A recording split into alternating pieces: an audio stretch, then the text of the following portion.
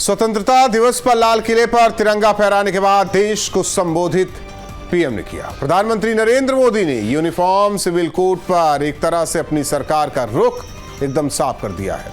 अपने संबोधन में प्रधानमंत्री ने देश में यूसीसी लागू करने पर जोर दिया। यही नहीं, उन्होंने यूसीसी को एक नए नाम से भी संबोधित किया। उन्होंने इसे सेकुलर सिविल कोड बताया। पीएम ने कहा कि आज देश को क्रिमिनल नहीं बल्कि एक सेकुलर सिविल कोड की जरूरत है। जिस सिविल कोड का हम पालन कर रहे हैं वो क्रिमिनल सिविल कोड है। सवाल ये उठता है कि क्या अब पूरे देश में यूसीसी लागू होगा? दो टूक में करेंगे चर्चा। पहले सुनते हैं बयान। हमारे देश में सुप्रीम कोर्ट ने बार बार यूनिफॉर्म सिविल कोड को लेकर जो चर्चा की है, अनेक बार आदेश दिए हैं, क्योंकि देश का एक बहुत बड़ा वर्ग मानता है और उसमें सच्चाई भी है कि जिस सिविल कोड को हम लेकर के जी रहे हैं वो सिविल कोड सचमुच में तो एक प्रकार का कम्युनल सिविल कोड है, भेदभाव करने वाला सिविल कोड है। ऐसे सिविल कोड से जब संविधान के 75 वर्ष मना रहे हैं और संविधान की भावना भी जो हमें कहती है करने के लिए, देश की सुप्रीम कोर्ट भी हमें कहती है करने के लिए, और तब जो संविधान निर्माताओं का सपना था उस सपने को पूरा करना हम सबका दायित्व है। और मैं मानता हूं इस गंभीर विषय पर देश में चर्चा हो, व्यापक चर्चा हो, हर कोई अपने विचारों को लेकर के आए और उन कानूनों को जो कानून धर्म के आधार पर देश को बांटते हैं, जो ऊंच नीच का कारण बन जाते हैं, ऐसे कानूनों को आधुनिक समाज में कोई स्थान नहीं हो सकता है। और इसलिए मैं तो कहूंगा अब समय की मांग है कि देश में एक सेकुलर सिविल कोड हो। हमने कम्युनल सिविल कोड में 75 साल बिताए हैं, अब हमें सेक्युलर सिविल कोड की तरफ जाना होगा। और राज्य सरकार उनके संकल्प के अनुरूप प्रदेश को समग्र विकास तथा बिना भेदभाव के सभी वर्गों, विशेष रूप से ज्ञान यानी गरीब, युवा, अन्नदाता और नारी के उन्नयन के लिए पूरी प्रतिबद्धता से प्रयास कर रही है। अग्निवीर का नौजवान वो परेशान हैं जो देश की सुरक्षा करते हैं, जो देश की सीमा की सुरक्षा करती है, भारत माता की सुरक्षा करते हैं। उत्तर प्रदेश में नौजवान परेशान हैं पेपर लीक से, भ्रष्टाचार से, बेरोजगारी से, महंगाई से। आज देश का अन्नदाता परेशान है जिसको उसकी फसल का पैसा नहीं मिल रहा है। तो भारतीय जनता पार्टी केवल भटकाना चाहती, मुद्दों से हटाना चाहती। लोग देखिए, 15 अगस्त को लाल किले की प्राचीर से भारत के यशस्वी प्रधानमंत्री जी ने यूसीसी सहित अनेक भावी योजनाओं के बारे में बात तो की ही, साथ ही सबसे महत्वपूर्ण था कि उन्होंने कहा कि 24 घंटे आपका यह जनसेवक काम करने को तैयार है, ये गारंटी दिया। ये बहुत महत्वपूर्ण बात है। और आज प्रधानमंत्री ने जिस तरीके से कम्युनल सिविल कोड की बात कही और उसके साथ ही ये कहा कि अब सेकुलर सिविल कोड की बात हो रही है, क्योंकि यूसीसी की बात होती रही यूनिफॉर्म सिविल कोड की, और ये बीजेपी के एजेंडे में भी रहा है। इसके साथ ही संविधान की अनुच्छेद 44 में भी नीति निर्देशक तत्वों में कहा गया है कि सभी नागरिकों के लिए एक समान कानून होना चाहिए। तो यूसीसी बीजेपी संविधान और खुद सरकार के एजेंडे में है, और आज प्रधानमंत्री ने इस मामले में अपनी स्पष्ट दिशा और दशा की वर्णन कर दिया है। जब लाल किले की प्राचीर से प्रधानमंत्री ये झूठ बोलते हैं, उनका झूठ तब जाहिर हो जाता है जब इलेक्शन के मंचों से खड़े होकर वो घुसपैठियों, मुसलमानों की बात करने लगते हैं, जब वो धर्म विशेष की बात करने लगते हैं। योगी जी बात तो सबकी करते हैं, लेकिन जब गोमती नगर में अपराध होता है और 16 लोग आरोपित होते हैं और वो सदन में खड़े होकर सिर्फ एक यादव और एक मुसलमान की बात करते हैं। और मेहमान जुड़े हैं हमारे साथ आनंद दुबे, प्रवक्ता बीजेपी, भुवन भास्कर जोशी जी, प्रवक्ता समाजवादी पार्टी, सुचिर विश्वास जी, प्रवक्ता कांग्रेस, अरविंद जय तिलक जी, वरिष्ठ पत्रकार। आप सभी मेहमानों का स्वागत है। अरविंद जय तिलक जी, ये जो कम्युनल और जो बातें कही आज पीएम मोदी ने, उन्होंने गिनाया किस तरीके से 75 साल, हालांकि हम 78वां स्वतंत्रता दिवस मना रहे हैं, उन्होंने कानून को लेकर जिक्र किया है और ये जाहिर कर दिया है कि अब जो चीज़ वो कह रहे हैं वो विकसित भारत के लिए एक अहम कदम भी है। सवाल इस बात को लेकर है, सेकुलर सिविल कोड की जो बात कही जा रही है, क्या सभी की सहमति होगी या फिर हम कैसे कह दें कि इस पर राजनीति नहीं होगी। आपको बयान भी सुनवाया हमने। असल मुद्दों से भटकाने के लिए पीएम मोदी झूठ बोलते हैं, हिंदू मुस्लिम ये सब करते हैं। बिल्कुल राहुल जी, दुनिया का कोई ऐसा लोकतांत्रिक देश नहीं है जहाँ पे जो है समान नागरिक संहिता लागू ना हो। डेमोक्रेटिक कंट्री में तो है ही है। आप इस्लामिक जो राष्ट्र हैं उनका भी देख लीजिए, चाहे वो पाकिस्तान हो, बांग्लादेश हो, मोरक्को हो, ट्यूनीशिया हो। तो सवाल लाजमी है कि फिर भारत में ऐसा क्यों है कि एक मजहब के लिए जो है अलग से पर्सनल लॉ कानून बनाया जाए। देखिए 1955-56 में जब कांग्रेस की सरकार जो है हिंदू विवाह उत्तराधिकार अधिनियम जो कुछ उसने उस समय गठित किया था और उसको पारित कराया, तभी विरोध हुआ था कि भाई आप सिर्फ हिंदुओं के लिए क्यों बना रहे हैं, क्यों नहीं सभी लोगों के लिए एक जैसा कानून होना चाहिए। सवाल यही तक नहीं है। आप देखिए दिल्ली उच्च न्यायालय से लेकर के आप सुप्रीम कोर्ट के जज जस्टिस दीपक गुप्ता साहब, अनिरुद्ध बोस साहब की खंडपीठ कई बार कही कि बार बार ताकीद किए जाने के बाद भी इस देश में जो है यूसीसी लागू नहीं किया जा रहा है। सरला मुदगल बनाम भारत संघ में भी जो है सर्वोच्च न्यायालय कह चुका है। तो क्या ऐसे में आवश्यक नहीं हो जाता है कि भारत जैसे विशाल देश में सभी के लिए एक जैसा कानून हो, एक जैसी व्यवस्था हो, चाहे वो संपत्ति बंटवारा का हो, विवाह का हो। तो अगर इस दिशा में अगर प्रधानमंत्री जी यह कहते सुने जाते हैं कि इस देश में सेक्युलर जो है सिविल कोड की जरूरत है, तो इसको स्वाभाविक रूप से अन्यथा नहीं लिया जाना चाहिए। इसलिए किसी देश में हिंदुओं के लिए कुछ और संपत्ति को लेकर कानून है, विवाह को लेकर के, और मुस्लिम को लेकर के अलग है। क्या ऐसा होना चाहिए? जहां तक मैं भी पढ़ रहा था, कुछ चीजें यहाँ दर्शकों को भी क्लियर कर दे। हिंदू मैरिज एक्ट के तहत कई चीजें सिखों पर भी वो लागू होती है, बौद्ध पर भी लागू होती है और जैन पर भी लागू होती है। मतलब ये समझ में नहीं आ रहा है कि ये चीजें है क्या। हिंदू मैरिज एक्ट की चीजें उन पर भी लागू होती है, हिंदू तो है ही, उसमें सिख भी शामिल है जो कि अल्पसंख्यक है, जैन भी अल्पसंख्यक है, बौद्ध भी अल्पसंख्यक है, लेकिन किसी एक विशेष के लिए पर्सनल लॉ। हाँ बिल्कुल, यह बिल्कुल नहीं होना चाहिए। इससे ढेर सारी जो है जो सामाजिक आर्थिक तौर पे जो है कुरीतियां पैदा होती है। आप देखिए, चाहे वो 3 तलाक की व्यवस्था को लेकर के देख लीजिए कि क्या इस तरह की व्यवस्था से एक बड़े समाज के जो महिलाओं का अधिकार सुरक्षित रह सकते हैं। और इसीलिए जो उसको समाप्त करके जो है नया जो है कानून लाया गया। तो मुझे लगता है कि आज के दौर में जहाँ पे भारत जैसे राष्ट्र को ढेर सारे समस्याओं का सामना करना पड़ता है इन सारी चीजों को लेकर के, तो इन्हें जो है रेगुलेट किया जाना चाहिए। ठीक है सुची जी, कहाँ चूक रह गई कि एक चश्मे से सभी को देखा जाना चाहिए था, लेकिन एक लाइन खींच दी गई।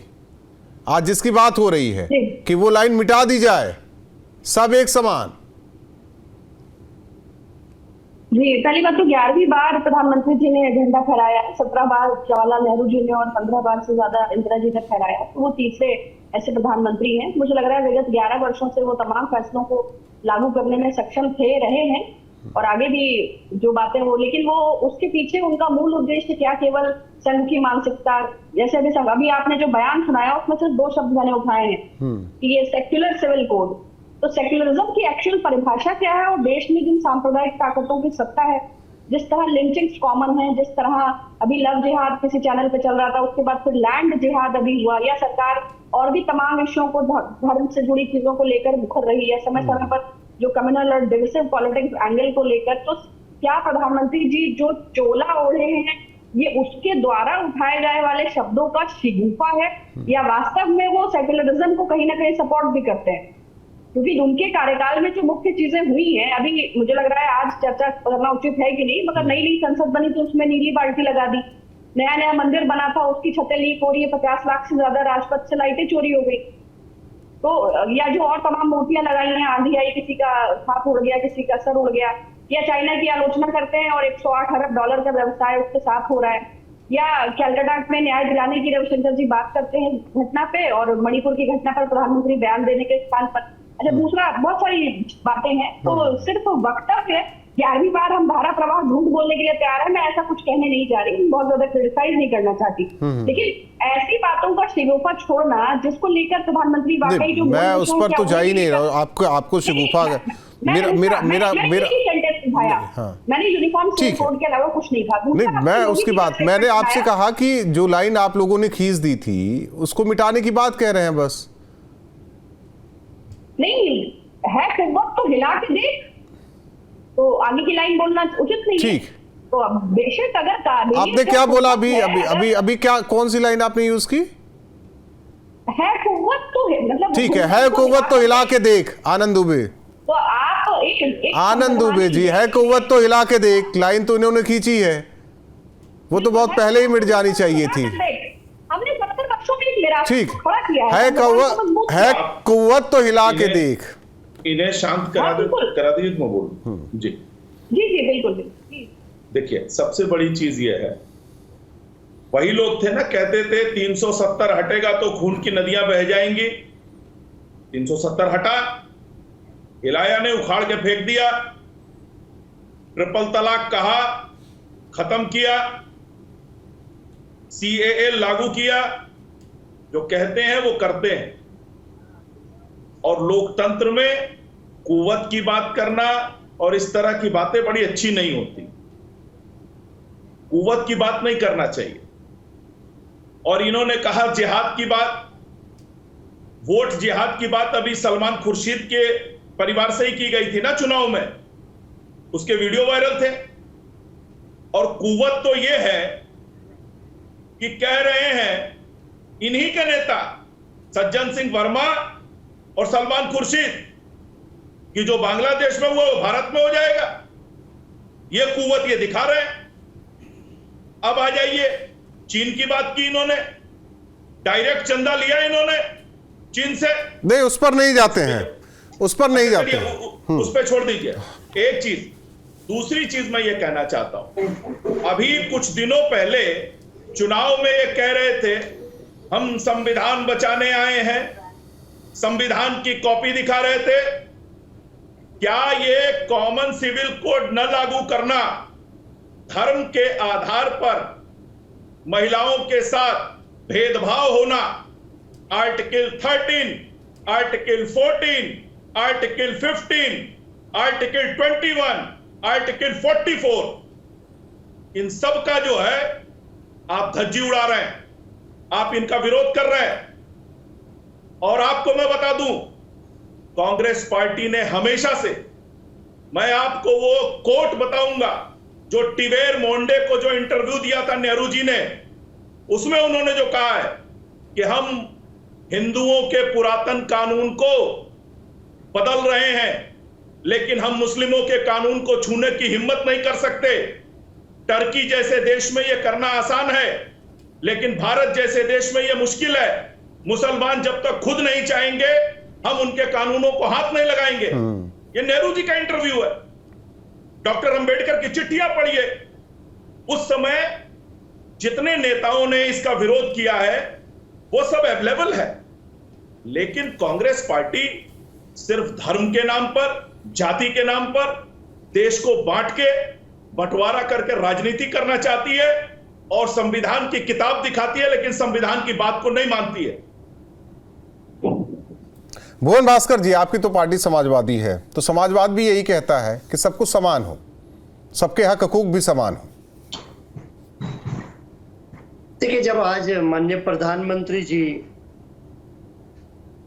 भाषण दे रहे थे लाल किले के प्राचीर से, तो प्रचार ही होता है उनका, तो प्रचार ही हम। अगर प्रधानमंत्री लाल किले पर संवैधानिक पद पर बैठा है तो कुछ भी कह सकते हैं, फिर तो आप देश का प्रधानमंत्री आपके लिए नहीं है। देश, अब थोड़ा सा राहुल जी मुझे बोलना चाहिए, 11 साल नहीं, आपको तो बोलने देंगे, लेकिन कुछ चीजें करेक्ट कीजिए, कुछ चीजें स्तरहीन न कीजिए। चलिए आगे का विषय बता देता हूँ। हमने देखा था कश्मीर में भारतीय जनता पार्टी के लोग प्लॉट खरीद रहे थे कि अब तो हम प्लॉट खरीदेंगे वहां पर। वो अपना प्लॉट तो बचा नहीं पा रहे, वहां का प्लॉट क्या खरीदेंगे। वो भी देश ने देखा है 11 साल में किस स्तर पर देश को माननीय मोदी जी ले गए। और माननीय मोदी जी की बातों को अब देश गंभीरता से नहीं लेता है। और गंभीरता से इसलिए नहीं लेता है, जब 303 इनकी सीट थी और भाजपा की सरकार थी। ये तो भाजपा की सरकार है नहीं, ये तो एनएनडीए की सरकार है। अब एनएनडीए क्या है मैं आपको बता दूं, नीतीश नायडू डिपेंडेंट अलायंस है। तो तब ये कोई काम नहीं कर पाए, तब इनके राज्यसभा में भी था और ये था। लेकिन आज चूंकि लगातार जो हार है उससे भारतीय जनता पार्टी उत्साहित है। वो कर पाए या ना कर पाए मैं उस पर नहीं जा रहा हूं। समाजवाद क्या कहता है भारत में? आपका समाजवाद अलग है और जो हम समाजवाद पढ़ते हैं वो अलग है क्या? देखिए, आज जिस पे आपने बहस चलाई है वो माननीय प्रधानमंत्री जी की जो स्पीच है उस पे चलाई। स्पीच पर कि आगे भारत का भविष्य कैसा हो इस पर भी है।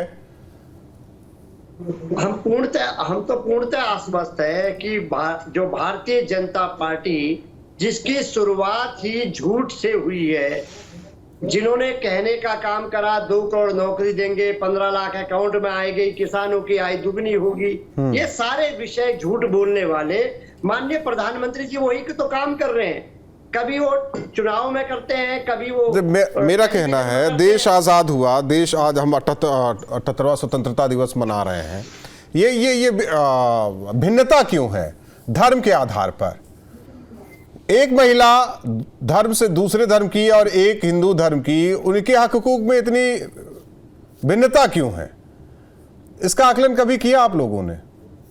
देखिए, हम तो आकलन करते रहते हैं, हम तो कानून के विद्यार्थी, हम तो कानून ही पढ़ते रहते हैं। उसी लिए पूछ रहा हूँ, आपको छोड़ देता हूँ समाजवादी पार्टी के प्रवक्ता, उसी हिसाब से पूछ लेता हूँ मैं उसी हिसाब से बताना चाह रहा हूँ। देश प्रधानमंत्री जी की बात पर विश्वास नहीं करता है। अब जो 303 से जो फिगर आई है 240 और 240 के बाद जो उपचुनाव में जो हार, मैं आपसे कानून के हिसाब से आप फिर राजनीतिक विषय पर आ गए। आप तो कानून के हिसाब से, मैं वही पूछ रहा हूं, एक धर्म विशेष की महिला को वो हक नहीं मिलता जो दूसरी धर्म की महिला को हक मिल जाता है। राहुल जी, ना तो संविधान मेरे हिसाब से चलेगा, ना आपके हिसाब से चलेगा, ना भाजपा के ना कांग्रेस के। जो डॉक्टर भीमराव अंबेडकर साहब ने जो संविधान कह दिया है उस हिसाब से चलेगा। और इनके नेता तो संविधान बदलने वाले लोग थे। अरुण गोविल साहब क्या कह रहे थे? मैं वहां जा ही नहीं रहा हूं भुवन भास्कर जोशी जी, मैं आपसे एक लाइन पूछ रहा हूं, आप क्लियर नहीं कर पा रहे उसे। हम तो क्लियर हैं, हम तो क्लियर। मैं कह रहा हूं कि एक धर्म की महिला जिसका हक मारा जाता है, एक दूसरे धर्म की महिला जिसे पूरा हक मिलता है, तो ये विभिन्नता क्यों है, ये भिन्नता क्यों है? वो जरा समझा दीजिए। क्या एक तराजू ऊपर एक तराजू नीचे बराबर होना चाहिए ना? राहुल जी, हम लोग संविधान को मानने वाले लोग हैं। भारतीय जनता पार्टी जो झूठ का आपस में नफरत आनंद दुबे समाज में, मैं सोच रहा था कि स्वस्थ एक चर्चा हो, इस पर वाकई सबकी राय आए, बेहतर राय आए, लेकिन राजनीतिक विषय होना ही है। राहुल, अब इन्होंने संविधान की बात की। राहुल, आर्टिकल 14 क्या बोलता है? राज्य इस बात का ध्यान रखेगा किसी व्यक्ति से भेदभाव ना हो और यह भी ध्यान रखेगा कि सभी को कानून का प्रोटेक्शन मिले। नहीं, वो तो कानून के जानकार हैं। सुन लीजिए, आर्टिकल 15(1) राज्य किसी भी व्यक्ति के साथ लिंग, जाति, नस्ल के आधार पर, जन्म स्थान के आधार पर भेदभाव नहीं करेगा। आर्टिकल 15(3) राज्य महिलाओं और बच्चों के पक्ष में कानून बना सकता है। आर्टिकल 21 जीवन और व्यक्तिगत स्वाधीनता का अधिकार और गरिमापूर्ण जीवन का आधार की बात करता है। आर्टिकल 44 यूसीसी की बात करता है। और सबसे महत्वपूर्ण आर्टिकल 13 क्या कहता है कि संविधान लागू होने के बाद भी जो पुराने कानून हैं वो चलते रहेंगे, लेकिन उनका जो भाग मौलिक अधिकारों का हनन करता है वो विधि शून्य हो जाएगा। आर्टिकल 13(2) क्या कहता है? संविधान लागू होने के बाद भी नहीं, तो कांग्रेस इतने सालों में नहीं समझ पाएगी आर्टिकल के हिसाब से ये चीजें होती है। सुची जी, ऐसा रहा क्या? मैं तो यही बता रहा हूं इनको, मैं तो संविधान की बात कर रहा हूं। ये लोग तो संविधान को बचाने वाले लोग हैं, इनसे कहिए ना, दे जवाब ना। सुची जी, जवाब दीजिए। जी, अभी मैंने कुवत शब्द का इस्तेमाल किया, उन्होंने आपत्ति की। ये कोई असंसदीय शब्द नहीं है, इसका उपयोग कॉम्पिटेंसी के स्थान पर होता है, तो इसे जो है अतिरिक्त उसमें ना लिया जाए। दूसरा, उन्होंने और भी बहुत सारे उदाहरण भी घुमाए, तो मैंने अगर मंदिर टपक रहा है तभी बोला है, राजपथ की लाइटें चोरी हुई है तभी बोली है, संसद में नीली बाल्टी लगाई है तभी बोला है। और जिनके मौलिक अधिकारों का हनन हो रहा है उन पर क्या कहेंगी? नहीं, मैं तो सार्वजनिक उपक्रमों के निजीकरण पे भी कहूंगी। नहीं, आप महिला हैं, मैं महिलाओं के कुछ एक धर्म विशेष की महिलाओं के मौलिक अधिकारों के हनन की बात कर रहा हूँ। अगर आपका उद्देश्य उनके एजेंडा को पुश करना है तब तो बात अलग है। मैं एजेंडा क्या पुश कर रहा हूँ? मैं तो बार बार कह रहा हूँ ना, संविधान तो सभी को एक नजर से देखता है। देखिए, बहुत सारे विषय प्रधानमंत्री जी के, अब उनकी गलती है, अब उनकी गलती तो नहीं दे सकते ना। उनकी गलती नहीं है, वो कह रहे हैं कि संविधान की सुरक्षा उन्होंने की है। जिस प्रकार उपक्रमों का निजीकरण हो रहा है, आप कहाँ जा रही हैं? आप डिरेल क्यों हो रही हैं?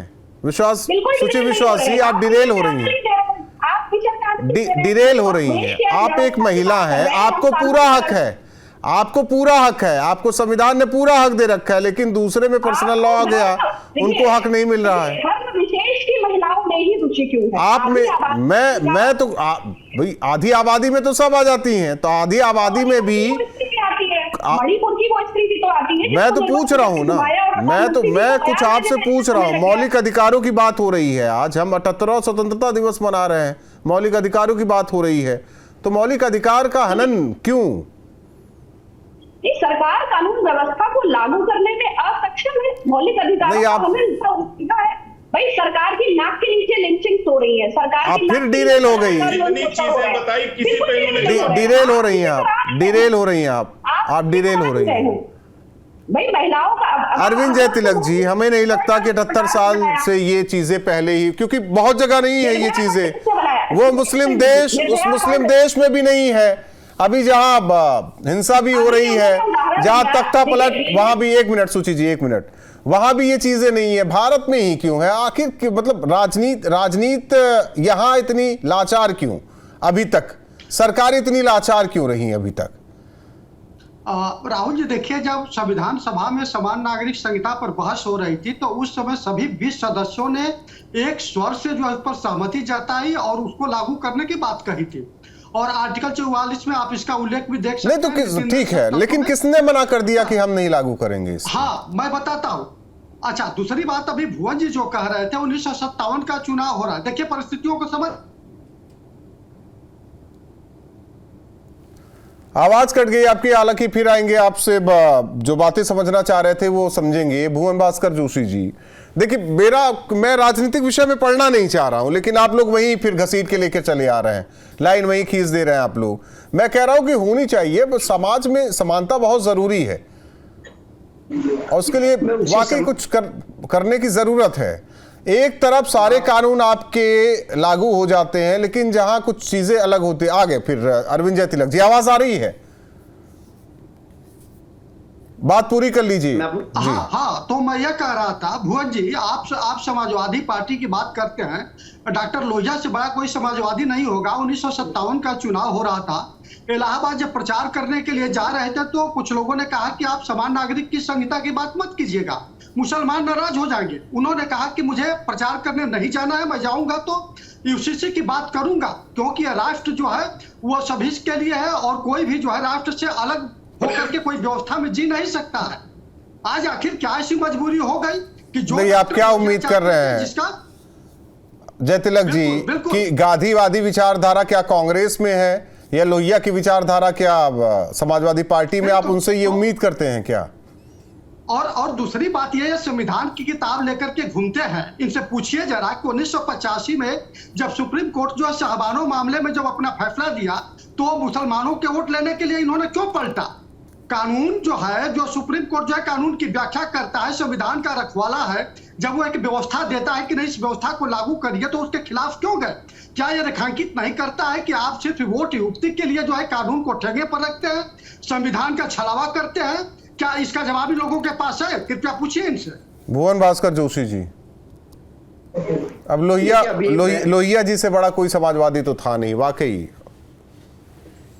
आपने कहा कि अब ये कांग्रेस जो है गांधी वाली कांग्रेस नहीं है, ये जो सपा सपा जो है ये लोहिया वाली सपा नहीं है।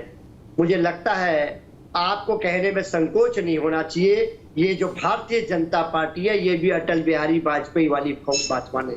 मैं आपको बताना चाहता हूँ, मुद्दे पे आना चाहता हूँ, मैं आपको बताना चाहता हूँ, आप लोग कह रहे थे समानता होनी चाहिए। भारतीय जनता पार्टी के प्रवक्ता साथी ने भी कहा कि सभी लोगों के बीच में समानता होनी चाहिए, और आपने भी विषय किया।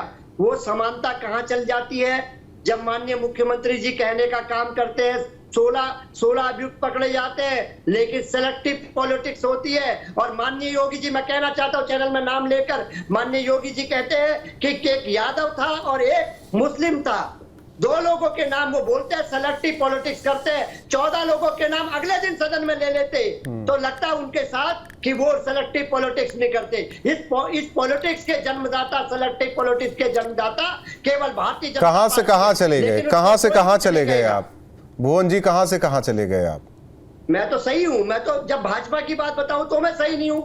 आप लोग सभी चाह रहे हैं, पर चाहे हमारे विश्लेषक साहब हो, सभी चाहे। मैं तो कह रहा हूं ना, भारत की सरजमी पर कोई भी व्यक्ति खड़ा हो, किसी धर्म का हो, कि एक मिनट बात सुनिए भुवन भास्कर जोशी जी, भारत की सरजमी पर जन्मा कोई भी व्यक्ति हो, किसी भी समुदाय का भी हो, स्त्री हो, पुरुष हो, कम से कम ये तो ना रहे ना कि उसका समान अधिकार नहीं है।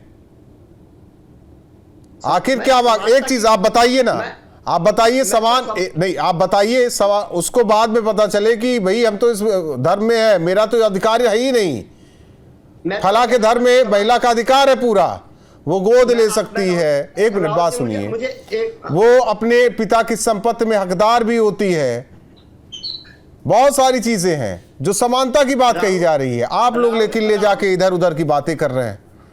राहुल जी, समानता कहाँ है? मैं तो समानता आपने, सही बात, समानता कहाँ है? आपने जब समानता, क्योंकि समानता कहाँ है? समानता वाकई अभी तक नहीं है, ये बात आपने सही कही। देश की आजादी के बाद भी आज तक समानता नहीं। मैं कह रहा हूं, आज आपने गांधी का नाम लिया, आप समानता कर देते, आपने लोहिया का नाम ले लिया, आप वाजपेयी का नाम लेके भाजपा को कहने में क्या दिक्कत आई आपको? मैं कहाँ कह रहा हूँ, मैं वहां क्या बोला फिर लोहिया? हाँ, आपने क्यों बोला? लोहिया जी ने कहा था कि परिवारवाद को बढ़ावा नहीं मिलेगा। तो ये भाजपा क्या आपको अटल बिहारी वाजपेयी नहीं, तो अटल बिहारी वाजपेयी के अटल बिहारी वाजपेयी के खानदान से कोई है क्या उनका राष्ट्रीय अध्यक्ष? नहीं, आप ये बताइए, अटल बिहारी वाजपेयी वाले संस्कार है आज की भाजपा में? बताइए। तो आप में है क्या लोहिया वाले संस्कार? आप में है लोहिया वाले संस्कार? गणेश्वर मिश्रा वाले संस्कार हैं क्या आप में? आप बताइए ना, पहले आप पहले हाँ नाम में जवाब दीजिए, मैं उनसे सवाल कर लेता हूँ। नहीं, क्यों चिढ़ गए इतना? आपने इतना क्यों चिढ़ गया? बहुत बहुत धन्यवाद आप चारों मेहमानों का हमारे साथ जुड़ने के लिए। जाहिर तौर पर जिस तरीके से यूसीसी की बात, इसके लिए एक आधार, एक लाइन भी खींची गई है। जाहिर तौर पर जिस तरीके से वोट बैंक को लेकर राजनीति होती रही है, पीएम मोदी ने लाल किले की प्राचीर से इस बात का जिक्र किया। आने वाले दिनों में अब देखना होगा कि राजनीति किस तरीके से और जोर मारती है। 2 टूक में इतना है।